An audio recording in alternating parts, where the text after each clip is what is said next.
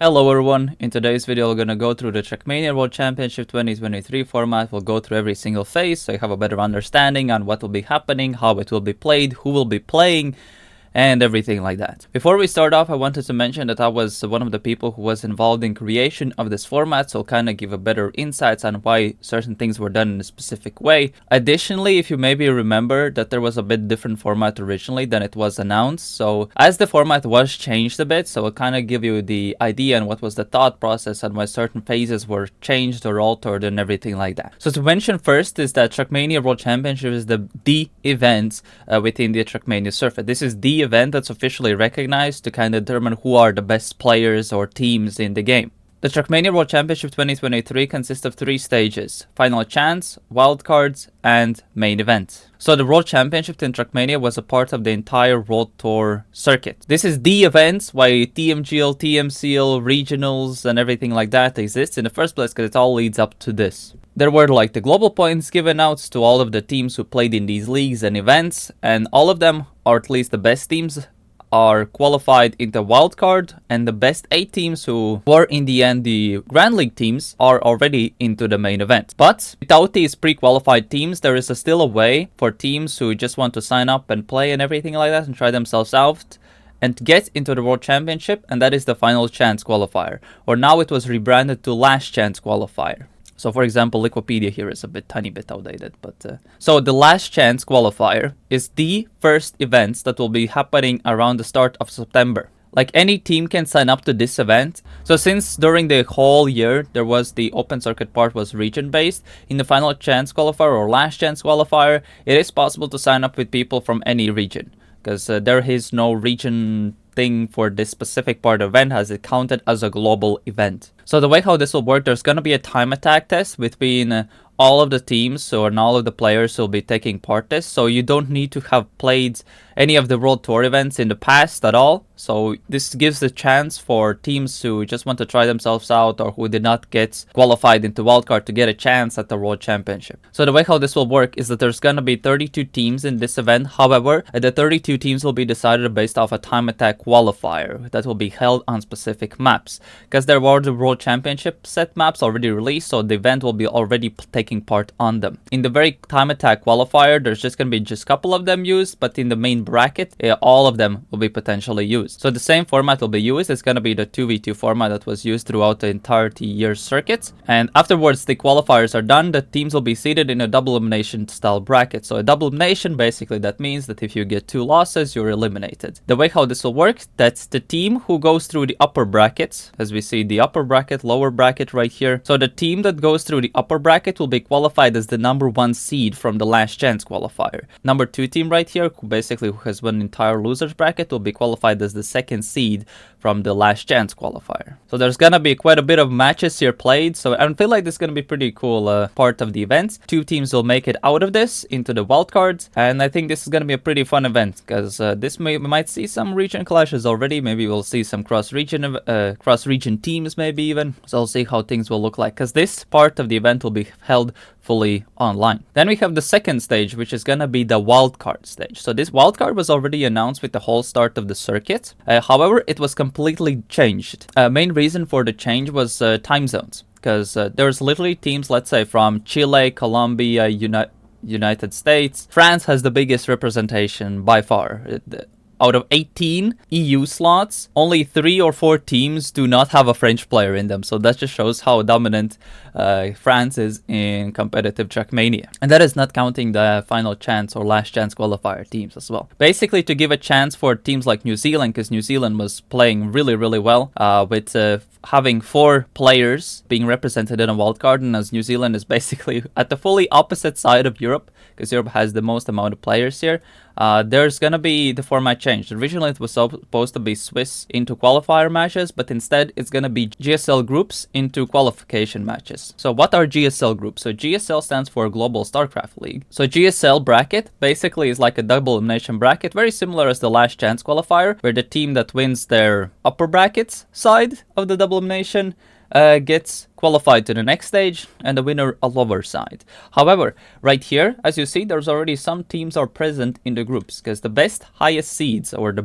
teams that with most global points, are resulted as the top seeds in their groups, and there's going to be the draft system used. So for example, that means that the top seeds of each group will have a chance to pick who plays in their group. So there's going to be an interesting like draft system happening like this to kind of just see on who goes in what group like that. One of the main reasons why this was done, the top seeds were selected based off global points. This is basically to reward the entirety of performance of the whole year. Yes, there were some teams that were, let's say, start to step up during stage 2 a bit more, or there were teams that were just good at very start, but this precisely just is to reward the teams that were the best throughout the entirety of the year.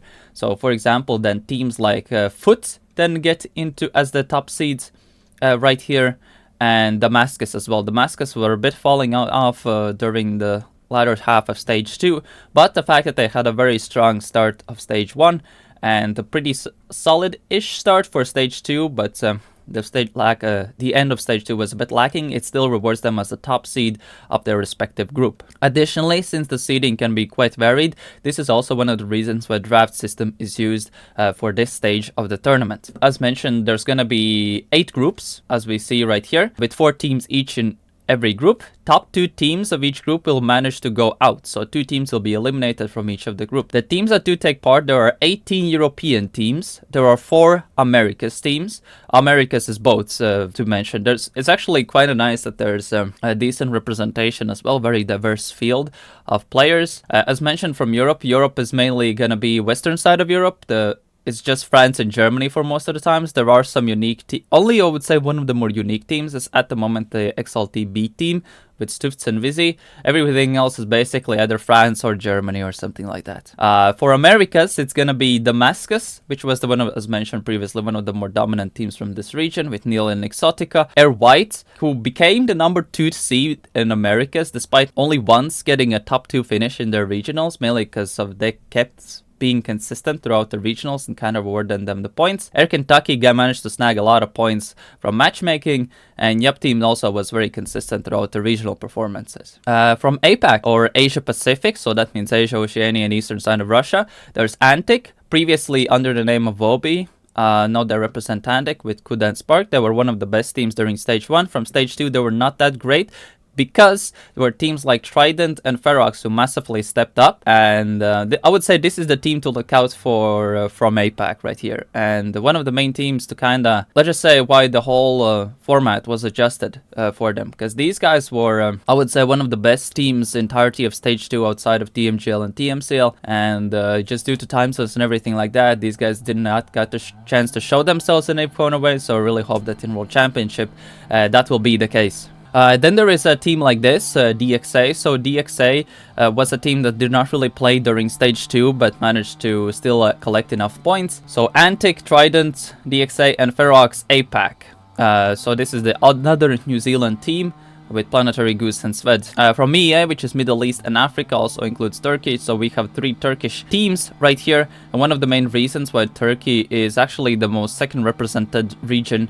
in this wildcard tournament at the moment. But also there is a team called Split Academy, a bit weird where they're still under Academy, honestly, when they're the best split team, honestly, in this whole circuit. But yeah, it's basically Benoxi and Tomers, who were one of the from Morocco and Israel. But yeah, as mentioned, the Last Chance Qualifier teams are also going to be here. One thing to mention is that before the draft system, when the teams will be able to pick their or draft their teams for their groups, they won't be able to know who are these 2 teams. So in theory, but at least my prediction is like that most of the non-EU teams will gonna get picked first in their groups, and some people are probably gonna be expecting these gonna be 2 EU teams, which is I personally also am thinking that's gonna be the case unless something crazy happens. So this is kind of one of the ways to make it a bit more balanced instead of like seeding based off just global points, because that will definitely have skewed results, as mentioned, due to some teams not having a fully consistent performance throughout the entirety of the year, and which skews their global point standings like that. Alright, so afterwards, this is the first part of the wildcard. So we have like from each group we have 2 teams making out, and then we have the qualification match. I don't know why it's called playoffs, but it's qualification matches. So the teams that go through the upper side of the brackets basically don't lose a match out of the group stages will be put in another draft where they'll be able to select the teams that have qualified through group stages, but from the lower side. So that, for example, if alternate attacks, let's say, goes through here, they can potentially select any of the lower bracket teams that will be played in the qualification match. The order of these is going to be based off global points, so the teams that had collected the most amount of World Tour points during the year will be giving us the priority pick and everything like that. And these qualification matches will determine on who goes into the main event. So for example, if alternate attacks goes through here, and let's say a team like, I don't know, like Trident, for example, goes through here, then case select Trident, and then the winner of that match then goes to the main event. And that will work for there's going to be 8 matches for in total like that, and so we have 8 players going to be decided like this outside of the wildcard. One thing to mention here is that the matches right here won't have fixed times. The teams, due to like the diversity of time zones,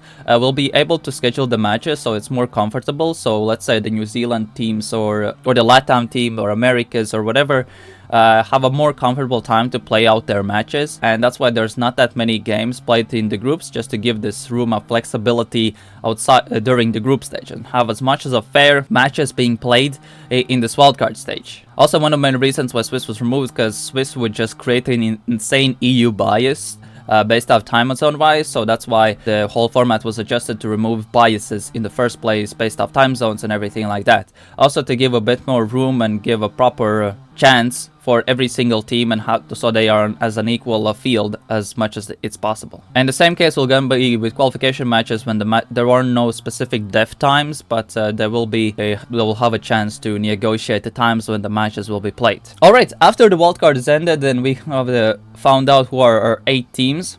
We're gonna go through the main event. So the main event is a very unique situation when there are 2 scenarios we're gonna be played. So there's gonna be the scenario A that we're gonna go look through, and scenario B as well. So there are 2 bit different formats, as you already see from the small previews that I have made, since there's no Wikipedia page for them just yet. So I'll kind of give you an insight on how all these works and everything like that. So scenario A, this format will be played only if, I really hope this does not happen, but if the World Championship main event is fully played online. Or the case I would love to see is where the whole 16 teams are played at a LAN. So either when the full event is fully online, or if top 16 teams are played offline. So this is the format on how it will be played.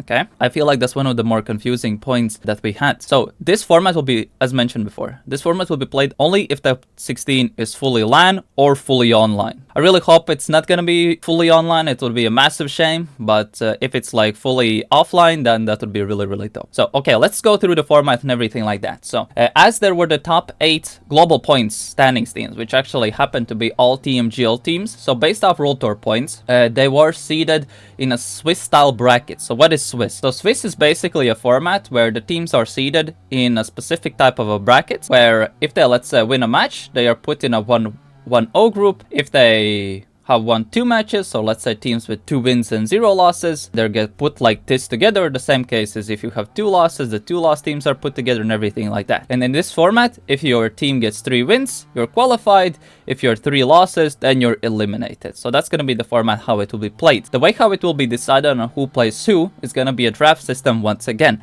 However, based off the whole global World Tour points, the seeding is already set. So we already know that Solary is going to pick first, then Alliance going to be second, Gamers first, third, Big fourth, BDS fifth, Carmine Corp 6th, Sinner 7th, and Into the Breach will get the last pick. This is nothing too crazy, it's just gonna be the first round matchups, and the way how it will work, that the teams who qualified from the top will be seeded as the top seeded one. So for example, the team that goes through here is gonna be a seed number 1, go through here seed number 2, seed number 3, seed number 4, seed number 5, and yada yada yada. So these will be at the bottom. These teams that will be losing right here will be eliminated from the World Championship, but the ones who will qualify, they'll qualify to the next stage of the event. So all of these matches will be played the best of 5. I really hope we get these matches best of 5s at LAN, so that would be really dope. Alright, so the second stage, after we have the Swiss stage being decided, then we have the second stage. So this is the next stage after the Swiss. So this will work in a very similar format as it was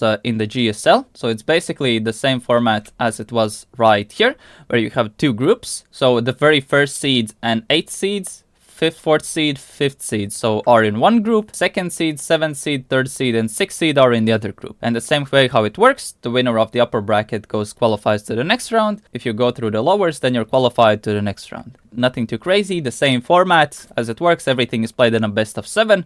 As mentioned before, in this scenario, either it's played fully online or either it's played fully offline. And afterwards, we have decided the both group stage outcome teams. There is the final, which is the top 4, which is played in a fully single elimination. The winner of Group A plays the second place of Group B, and winner of Group B plays against second place of Group A. And this is played in a single elimination bracket.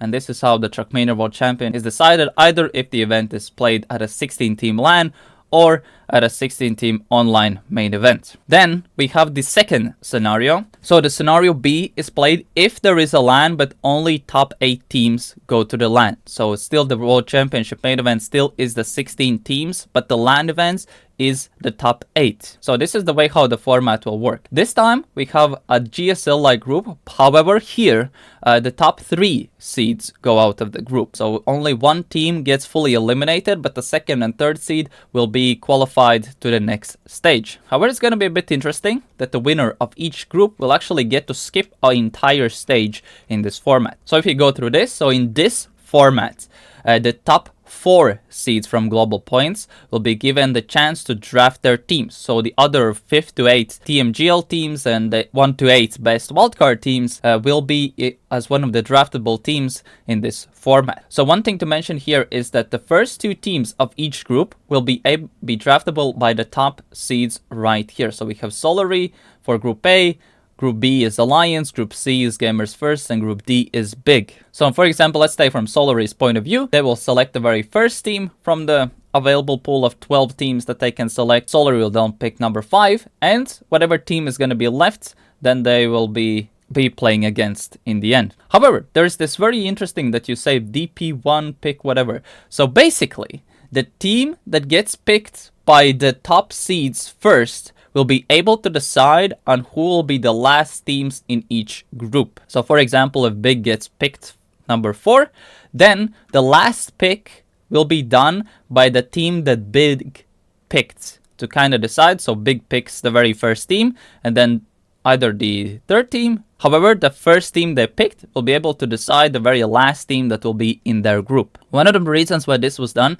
since they were in this part of the group stage or in the early group stage phase for top 16, I assume so, is that the easier teams will be picked right here, so it will probably create some very fancy groups in the group stage. If we go to actual how the groups will be played out, as mentioned, it's going to be GSL-like bracket, but here the top 3 teams out of each group will go through. One thing important right here is that the winner of the upper bracket qualifies to a final stage. There's going to be a middle stage right here, but the final stage is top 8. If the teams who are in lower brackets, they will have to play another stage that's going to be afterwards. So there's going to be a bit of a break, I would say, to the teams who qualify from the uppers. This is basically to guarantee them if you basically go through as the first seed in your group, to give a pretty nice advantage of doing so as a very solid reward to solidify you as a top 8 team right from the get-go. The rest of the teams will have to go through the losers bracket. There's going to be a seeding match as well.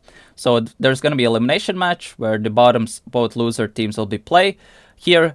And then the winner of the elimination match and the loser of the upper match will decide on who will be as the 2nd seed or the lower seed from the specific group. And just like that, it will be done for every single group, where the top seed will go to the next round and everything like that. One of the main reasons why it's going to be important for this teams to play out the top seed and lower seed, because the teams that will win that match will be put in the upper brackets of the middle stage. So this is the format that's going to be used for the teams that were 2nd to 3rd in their respective groups. And this will, as the winners are already qualified from each group to the top 8, this will be to decide as a middle event on who goes into the main event. One thing to mention is that this phase and this phase are fully played online in this specific scenario. So this is basically to decide on who will go to the LAN event. That is why this usually seeding matches are not that high regarded, but in this situation it will literally depend on either you get 2 lives or just 1 life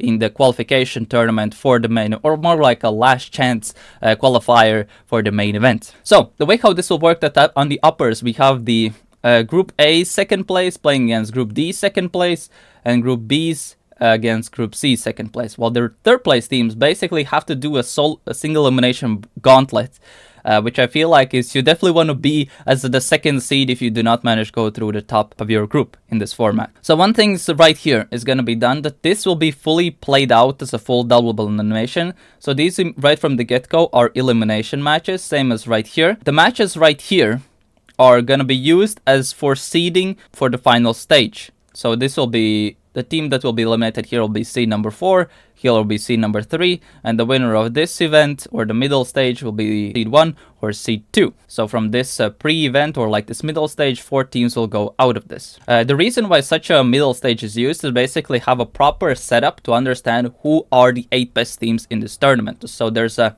solid amount of matches played out throughout the entirety of World Championship to properly decide who is first, who is second, instead of there's just like a very long single elimination bracket and then you have no idea who's first, who's second, and yada yada yada. So this is one of the main reasons to have a proper data set and proper match set to decide on how each team performs against each other. Then afterwards we have done with this stage, we also know our seeds, we know the eliminations. Now this is top 8. This stage of the event is played at LAN, and there are 2 stages of the LAN stage in this scenario. So right here there's a very similar format. We use a GSL-like system once again, where top 3 teams go through the groups. However, here's there's gonna be a bit of a nuance a bit. So Group A will have the Group D winner and Group 8 winner, who basically were the teams who got to skip this stage right here. And the way how this will work, that there's gonna be top 8 teams, but the playoffs are gonna be the top 6 teams. So the way how this will work is that the winner of each group right here will be qualified to the semifinals. So that will guarantee them as top 4 as minimum into the World Championship. The second team will be qualified to the quarterfinals. So that will guarantee them as a top 6 team at minimum. And then you have the elimination matches where the winner either goes to the quarterfinals or is eliminated from the tournament. And the same case is happening in Group B. And then the very final bracket is gonna have with 6 teams. So this is played in a fully single elimination bracket, where you have the quarterfinals being played right here. The winner of this match goes in this match, which is the semifinal against the winner of Group B. And in these lower matches, you have the winner will be playing against the winner of Group A.